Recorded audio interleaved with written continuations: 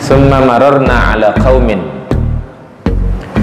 baina aydihim lahmun tayyib wa lahmun khabith yatrukuna at-tayyib wa ya'kuluna al-khabith. Faqultu man haula ya Jibril? Qala haula az-zana. Nah, di dalam perjalanan itu sebelum sampai di Masjidil Aqsa yang kemudian memimpin sholat berjamaah daripada semua para anbiya di sana, nah, Nabi menceritakan kemudian kami melewati ala qaumin, daripada satu kaum, baina aidihim, di hadapan mereka itu kaum ada lahmun tayyib, daging yang bagus, daging yang bagus, walahmun khabis, dan daging yang busuk, daging rusak. Yatrukuna tayyib wa ya'kuluna al-khabis. Tetapi ini kaum, dia tinggalkan yang baik, malah yang diambil, yang dimakan itu daging yang busuk, yang sudah rusak itu. Nabi penasaran, kok menyaksikan ada orang model seperti ini, dikasih daging yang segar, daging yang bagus, tetapi kok malah milih daging-daging yang busuk, bangkai sudah ya, malah dipilih yang busuk. Maka karena kawan perjalanannya adalah Jibril, ditanya Jibril, man haula ya Jibril, siapa sih orang ini wajib? Ini kaum model apa ini? Kok disodorkan daging yang bagus, daging yang enak, tetapi kok malah ngambil daging yang busuk? Ini kaum model apa ini? Nah, malaikat Jibril menyatakan, qala haula az-zana. Ini adalah mereka-mereka yang di dunia suka melakukan perzinahan. Mereka orang-orang yang di dunia ini suka melakukan perzinahan, di mana digambarkan bahwa daging yang bagus itu adalah gambaran seorang istri yang halal, seorang istri yang halal. Maka apabila dia menggauli istrinya yang halal dengan cara apapun selain jubur dan di waktu haid, ya tidak ada masalah. Jadi fa'tu harthakum annasyitum, datangi daripada istri-istrimu itu sekemauan kamu dari manapun, datangi mereka dari manapun bisa, yang penting jangan dari dubur, bebas. Nah, artinya kalau sudah halal itu ya bebas. Tetapi gambaran yang ditunjukkan kepada Nabi Muhammad, ada orang-orang yang dia punya daging yang halal, istri yang halal, tapi dia malah pilih yang tidak halal, malah dia milih lebih baik beli, lebih baik apa orang selingkuh ya, selingkuh, orang sekarang sedang selingkuh ya, karena dirasa itu lebih baik, lebih sedap, lebih enak, macam-macam lah. Namun itu kan bayangan-bayangan syaitan ya, bayangan-bayangan syaitan menjadikan seakan itu lebih nikmat. Cuman itu kan sesaat saja, sesaat saja. Padahal sebenarnya kalau sudah keluar ya sama-sama sama rasanya ya. Makanya Nabi menyatakan, kalau kalian itu dalam satu perjalanan kok muncul syahwat yang besar, menginginkan seseorang, maka cepat-cepat pulang, karena apa yang ada pada orang yang kamu inginkan itu sama dengan yang ada pada istrimu. Cepat-cepat pulang. Nah, terus bagaimana kalau istrinya lagi haid, bingung ya? Nah, di sanalah kemudian kenapa ada rukhsah orang menikah 1, 2, 3 ya. Tetapi ya ini bukan ngajari sih, enggak. Tapi sebenarnya maksud ayat fankihu ma tabalakum minan nisa masna wa thulatha wa ruba' itu justru terkait dengan tradisi jahiliyah.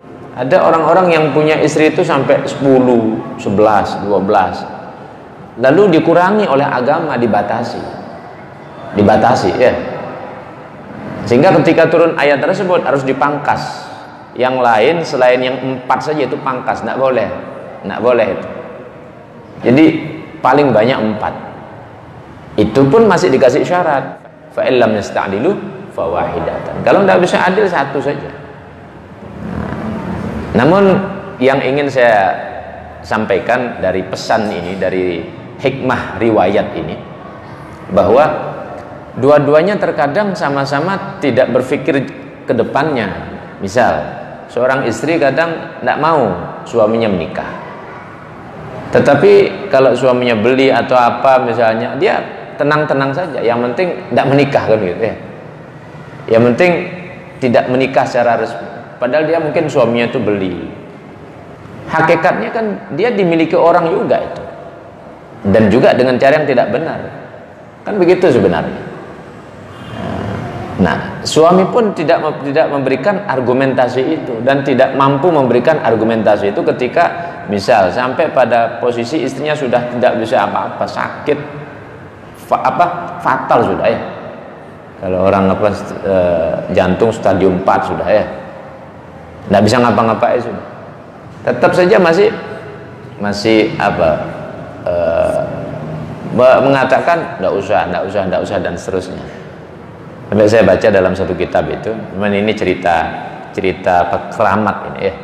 Ada seorang istri, dia bilang sama suaminya, karena sudah sakit, dia rasa dirinya mau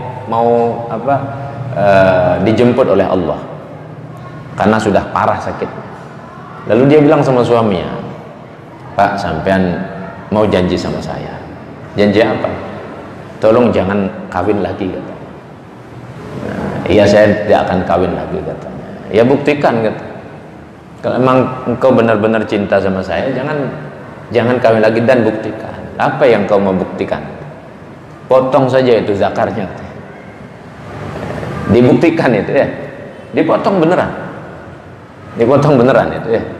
Ini saya baca dalam kitab Fawaidul Mukhtarah. Jadi dalam kitab Fawaidul Mukhtarah ini cerita nyata, ini ulama yang menceritakan, dan itu dituliskan dalam kitabnya, bukan cerita khayalan atau ngada-ngada, bukan. Akhirnya ketika sudah dipotong, si istri merasa, oh ini suami saya berarti benar-benar setia, katanya.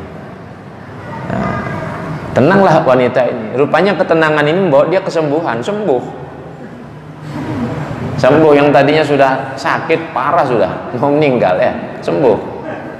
Nah, akhirnya ketika sembuh, muncullah, namanya manusia normal sudah sembuh, muncul keinginan lagi. Ketika muncul keinginan, dilihat suaminya sudah tidak punya barangnya itu, kan ya. Nah, maka dituntut suaminya. Akhirnya suaminya bilang, lah dulu kan yang nyuruh motong kamu, katanya. Lah sekarang kok sudah tidak punya, terus bagaimana caranya? Nah, akhirnya sudah terjadi perdebatan panjang. Ya begitulah, manusia teraneh itu ya. Nah, begitu sudah ya. Jadi makhluk yang teraneh itu sampai seperti itu. Akhirnya karena sudah mentok, daripada terus berdebat tidak ada ujung pangkalnya, datang ke salah seorang habib, seorang ulama dari zuriyah Rasulullah. Datang ke sana, lalu kemudian disampaikan keluhannya. Ya Habib, saya ini punya masalah begini. Terus kamu mau apa? Ya tolong doakan supaya ada jalan keluar. Sudah begini saja, coba kamu keluar, ambil tuh kayu di sana di luar. Seberapa yang kamu mau, ukuran panjang besarnya seberapa kamu mau, ambil. Akhirnya sudah diambil, kemudian dibawa ke dalam dengan izin Allah. Kemudian itu dipasangkan, tapi sambil disuruh mandi di satu tempat yang disiapkan. Dengan izin Allah kembali. Dengan izin Allah itu kembali ya. Subhanallah. Lalu pulanglah ini suaminya. Dapatkan kok normal kembali, istrinya kaget juga ya. Kok bisa balik lagi, kan itu ceritanya. Tapi hikmah daripada kisah ini kalau saya ambil adalah bagaimana orang hanya berpikir tentang kebutuhan sesaat, tapi tidak berpikir jangka panjang terkait dengan manfaat agama, sehingga Rela dia melakukan satu kesalahan, yang penting ya nafsunya terpenuhi, keinginannya terpenuhi, tidak apa-apa melanggar kan gitu ya, tidak apa-apa melanggar.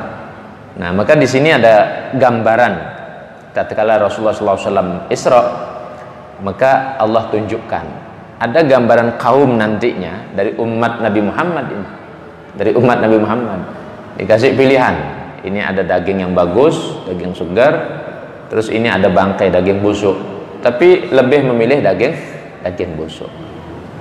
Nah, lebih memilih daging busuk.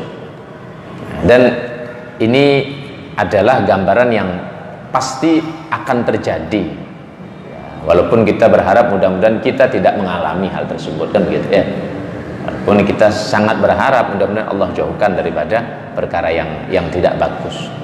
Nabi SAW menyatakan bahwa dari sahabat Abu Dzar radhiyallahu an, malaqiyal abdu rabbahu bidzambin, tidaklah seorang berjumpa dengan Allah dengan membawa satu dosa ba'da syirik, setelah menyekutukan Allah, a'dzam min an yad'a nutfatahu fi rahimin haram, itu lebih berat daripada seorang yang naruh air maninya di rahim yang tidak halal.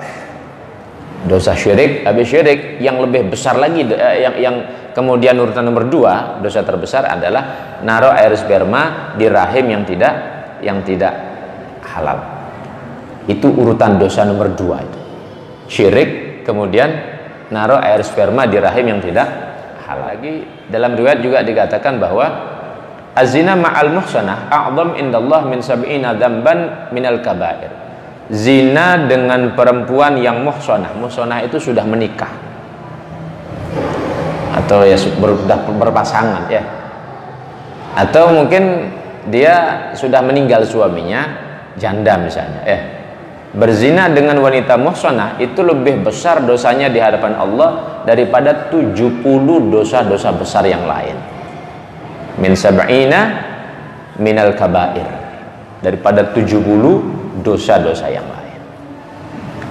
Wa man zana bi muhsanah fa alaihi la'natullah wal malaikah wan nas ajmain ila yaumiddin. Barang siapa yang berzina dengan perempuan yang muhsanah tadi, maka dilaknat oleh Allah sampai hari kiamat. Allah melaknat, malaikat melaknat, orang-orang baik, kekasih-kasih Allah ikut juga melaknat ya.